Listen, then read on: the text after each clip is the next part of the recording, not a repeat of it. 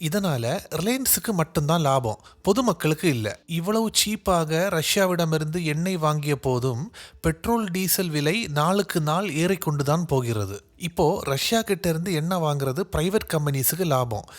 ஆனா இது அமெரிக்காவுடனான உறவில் பெரிய தாக்கத்தை ஏற்படுத்துகின்றது. ஒரு நிறுவனத்தோட செயல்பாடு நாட்டோட முக்கியமான வர்த்தக உறவிய பாதிக்கிற அளவுக்கு போகுதுன்னா அது கவனிக்க வேண்டிய விஷயம்தான். ஆமா, நமக்கு பெட்ரோல் டீசல் விலை குறையவே மாட்டேங்குது. ஆமா, கச்சா எண்ணெய் விலை குறைஞ்சாலும் நம்ம பெட்ரோல் டீசல் மேல இருக்கிற மத்திய மாநில அரசுகளோட வரிகள் அதிகமா இருக்கு.